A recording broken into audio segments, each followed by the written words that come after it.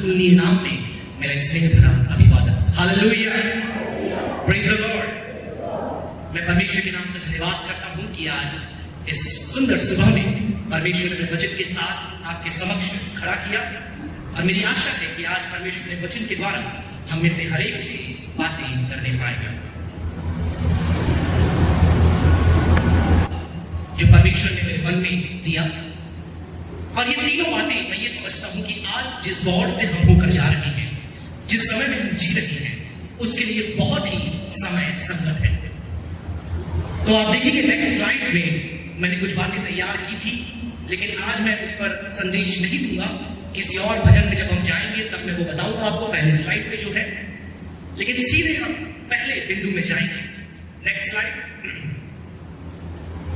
सबसे पहली बात, ये सारे जो पॉइंट है पी से आरंभ होते हैं, तो जो लोग लिख रहे हैं विद्यार्थी, उनके स्मरण के लिए ये सहज होगा।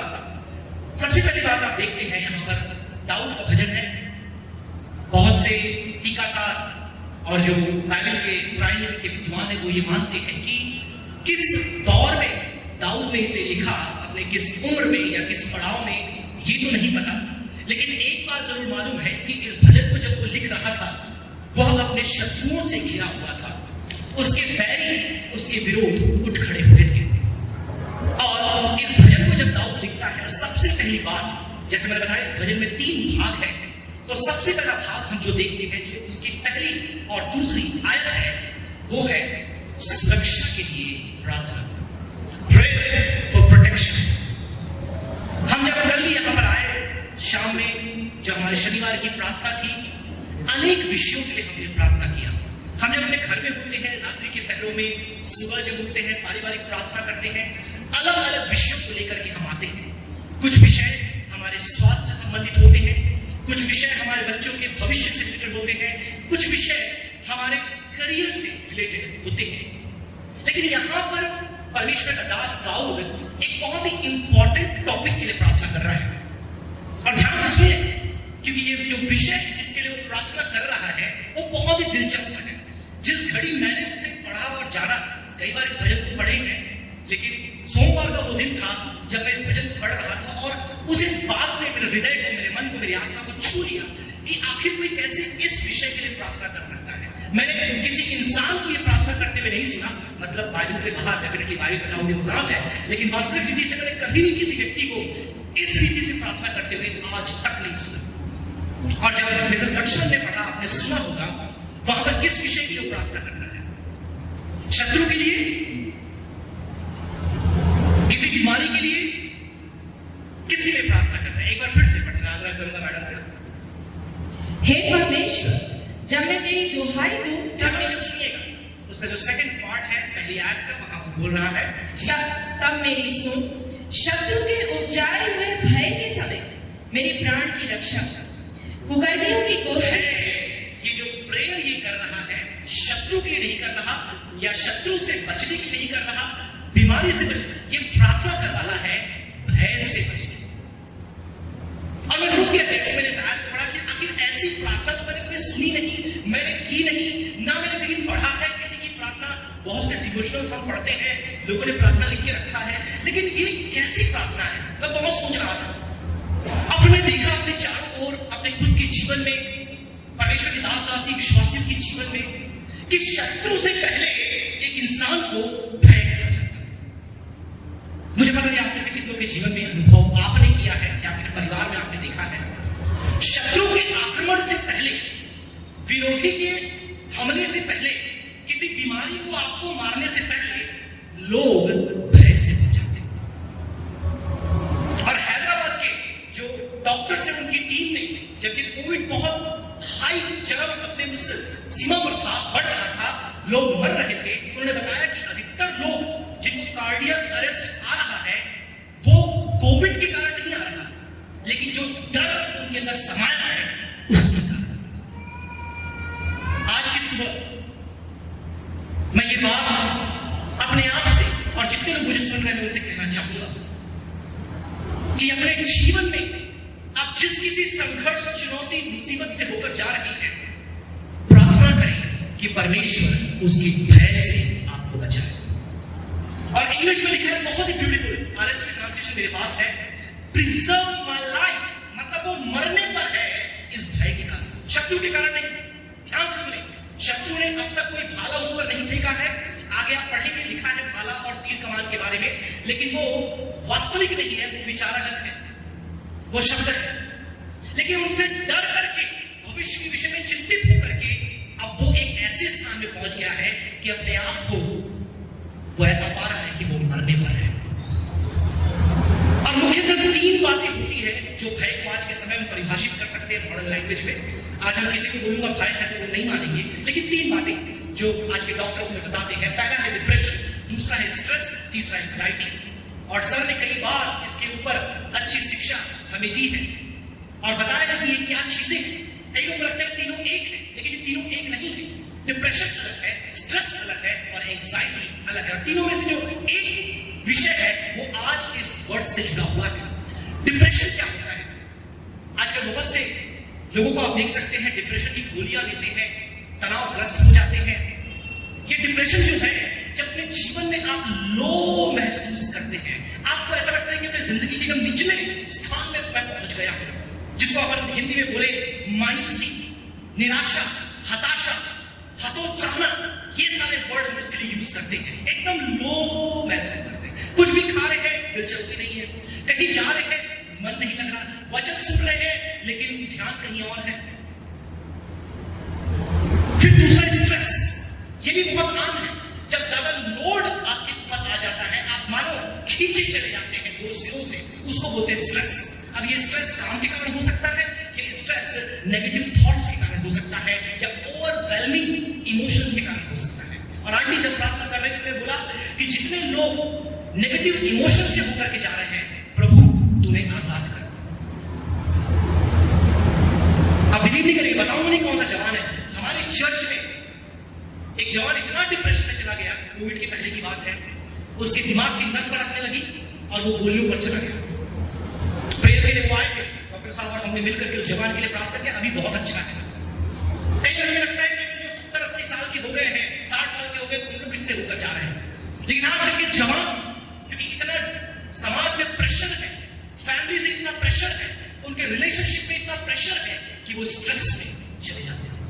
और तीसरा जो शब्द बता रहा हूं, जो अपने आज टॉपिक से जुड़ा है, पहले 2 में बात नहीं करेंगे, तीसरी में बात करेंगे, वो है एंजाइटी।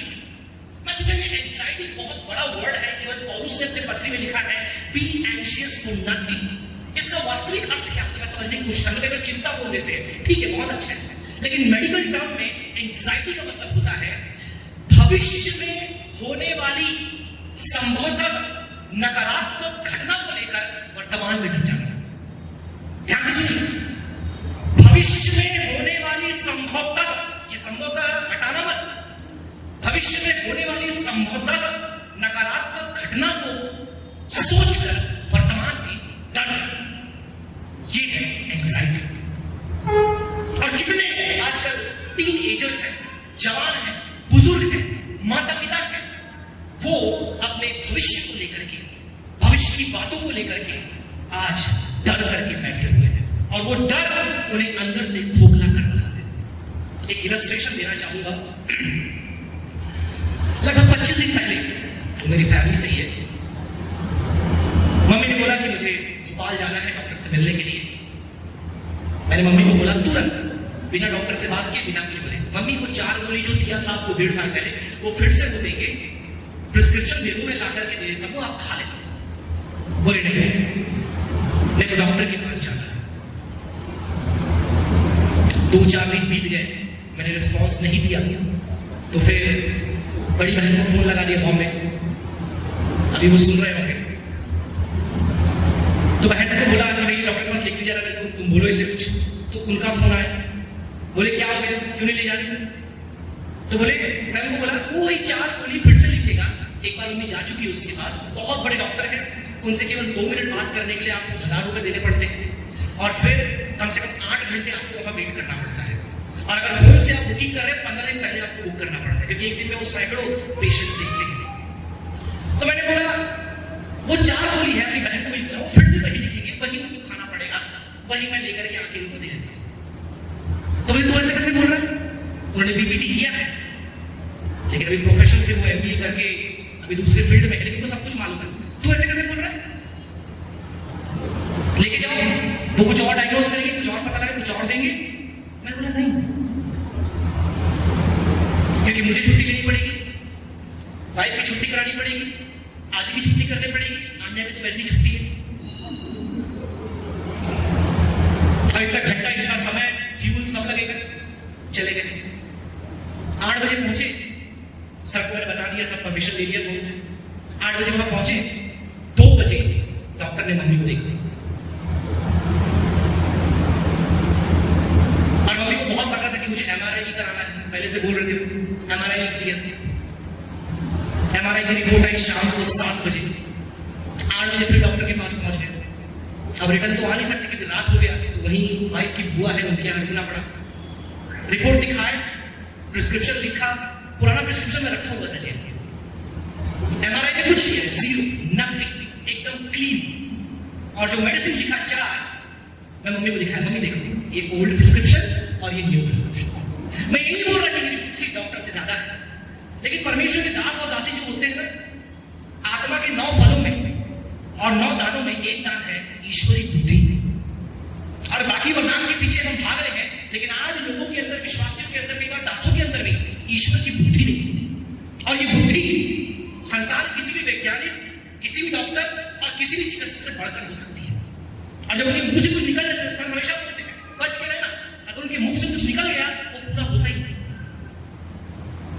वापस आए घर में, वो 4 गोली ली जो पहले मैंने कहा। वापस आए घर में, सुबह वॉशरूम के लिए उठे 4 बजे, स्लिप हो गए, रिब का बोन फ्रैक्चर हो गया। इससे पहले मैंने बोला कि डॉक्टर के पास मत जाओ। उस बार गए थे, बेड पर चढ़ा, उनकी उंगली की हड्डी फ्रैक्चर हो गई, 1 महीने वहां प्लास्टर लगा था। लेकिन जो डर इंसान के अंदर होता है, जो भय इंसान के अंदर होता है, भविष्य में होने वाली संभवतः नकारात्मक घटना को लेकर बहुत से अंदर से खाता जाता है। मैं ये बात आपको क्यों बता रहा हूं? मुझे बहुत दुख हुआ जब मम्मी गिर गई और जब डॉक्टर ने बोला 1 महीने तक आप विश्राम करना पड़ेगा, मुझे मेरी पत्नी को बहुत दुख हुआ। पता है क्यों? क्योंकि उनके हाथों से सब्जी खाने नहीं मिलेगी। मेरी वाइफ को बहुत पसंद है, मुझे बहुत पसंद है उनके हाथ से। इवन करेला मेरी वाइफ ने जिंदगी में 27 साल तक कभी नहीं खाया। अभी अगर हफ्ते में 1 या 2 बार मैं लेके नहीं आऊंगा करेला, वो मानती नहीं है, क्योंकि मम्मी बनाती है ऐसा।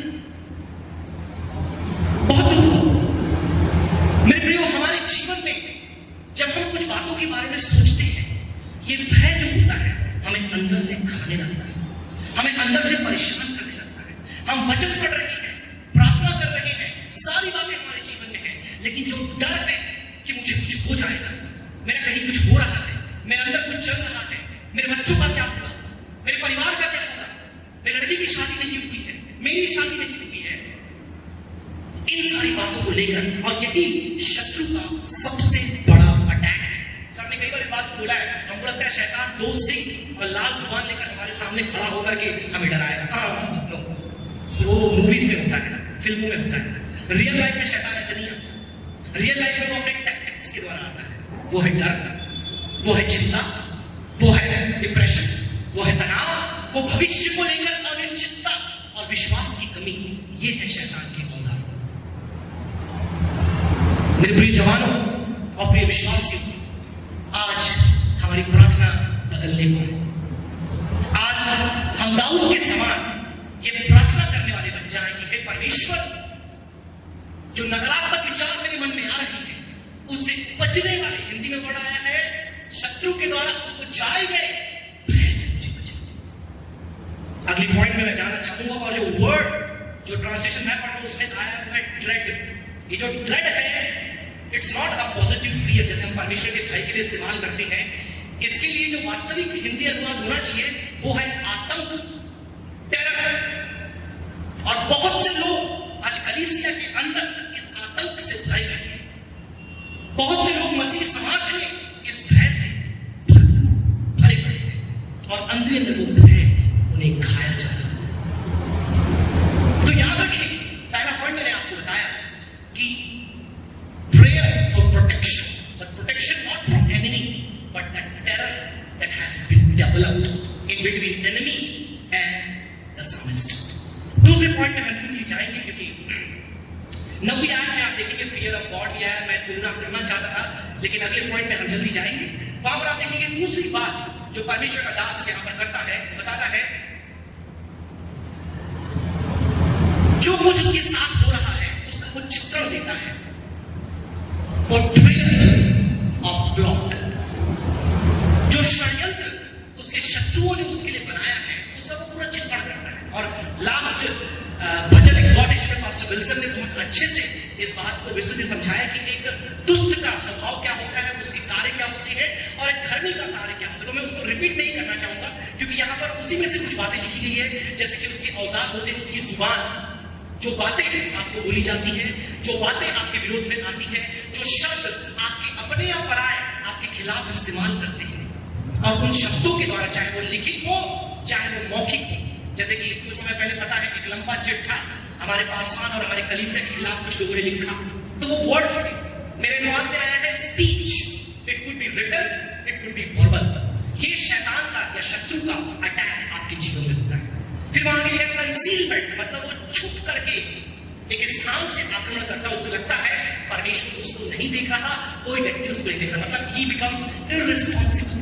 फिर आगे लिखा है ही बिकम्स अनअकाउंटेबल, मतलब कोई लेखा मुझसे नहीं मांगेगा, मैं जो कर रहा हूं मैं करना चाहता हूं।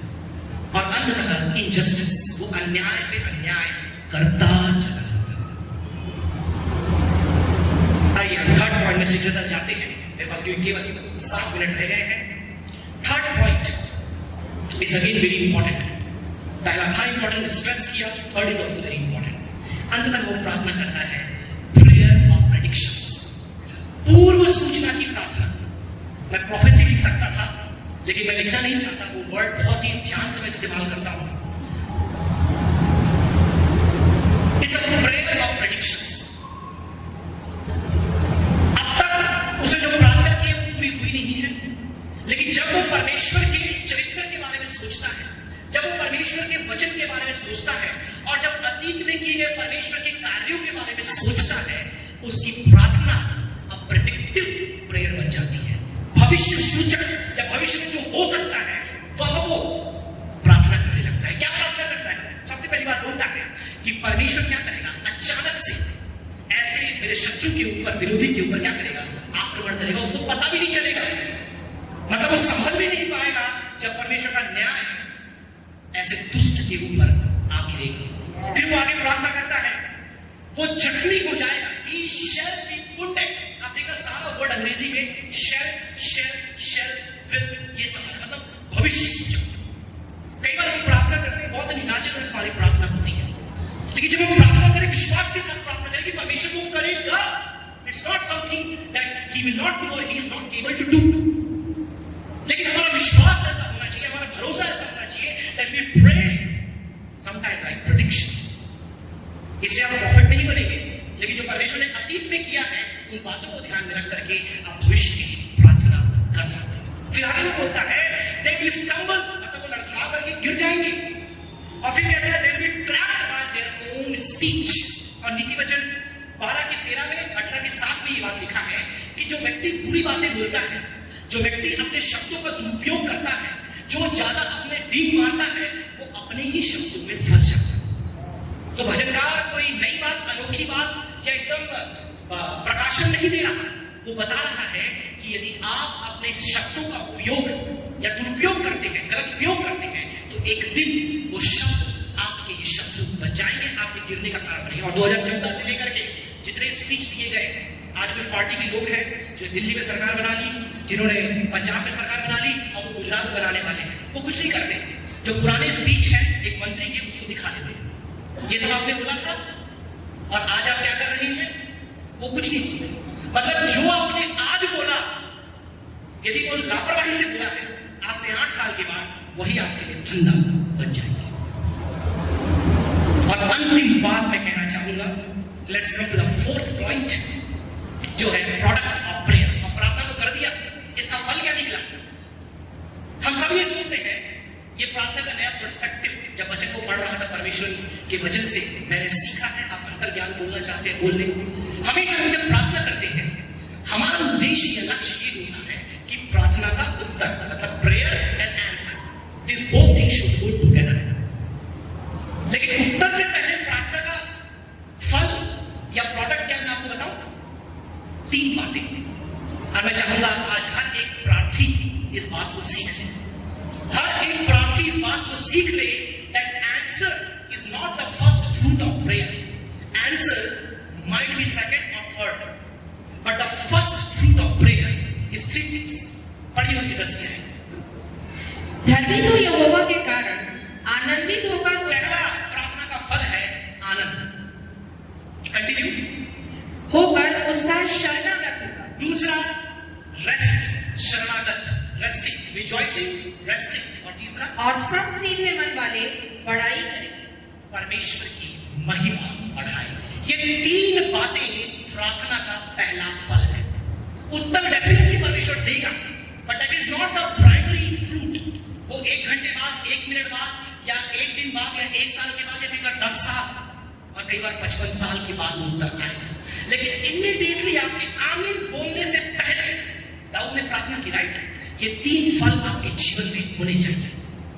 अब तक देखिए, पहले की 4 बातें मैं आपको बताया, वो विल विल विल, होगा होगा होगा बोलता है, लेकिन केवल हिंदी के अनुवाद में और आरएसवी में ये आया है, वो बोलता है लेट द राइचस रिजॉइस। होने पाए वो वर्तमान कर दिया। अब वो भविष्य में आज नहीं बोल रहा, भविष्य में विश्राम नहीं बोल रहा, वो भविष्य में महिमा नहीं बोल रहा, वो बोलता है वर्तमान में जब ये प्रेयर तुमने कर लिया, तुम्हारे अंदर आमीन हालेलुया क्या हो जाए? आनंद भर जाए। Praise the Lord. जब हम परमेश्वर के सामने प्रार्थना करते हैं, हमारा मन, हमारा जीवन उसके उस महान कार्य के बारे में सोचकर आनंद से भर जाना चाहिए। और दाऊद जो कुछ आयत पहले ही अपने षड्यंत्र के बारे में बता रहा था, उन तीरों के बारे में बता रहा था, उस भय के बारे में बता रहा था, अब बातें कर रहा है कि परमेश्वर की उपस्थिति में क्या करूंगा? आनंदित हो जाऊंगा। हालेलुया। उसके लिए कोई वाद्य यंत्र, कोई गायन मंडली, किसी की आवश्यकता नहीं है। आप अकेले अपने कमरे में तनावग्रस्त हैं और जवाब प्रार्थना करेंगे मेरे प्रियो, आपकी जिंदगी आनंद से भर जाएगी, क्योंकि परमेश्वर की प्रतिज्ञाओं पर आपका विश्वास है, उसकी अतीत में किए गए कार्यों के प्रति आप पर भरोसा है, और भविष्य में वो आपके लिए अद्भुत कार्य करेगा। यह बात आपको आनंद से भर देती है। और दूसरी बात, थॉमस ने रेफ्यूज के बारे में अभी कुछ बातें आपको बताई, जब वो भजन पढ़ रहे थे 31 में बताया कि परमेश्वर उनका शरणागत है। तो रेस्टिंग जो अनुवाद यहां पर आया है, that they will rest in God's refuge। भय से बचने का दूसरा तरीका है परमेश्वर के शुद्ध स्थान में जाओ और उसके साथ विश्राम। और ना केवल इतना, परंतु जब ये दोनों काम आप करेंगे, वहां लिखा है सीधे मन वाले परमेश्वर की बढ़ाई, उसकी महिमा करने पाएंगे। होने पाए परमेश्वर की सारी बातों के द्वारा आप सबको बहुत आय से आशीष दे। आप सभी को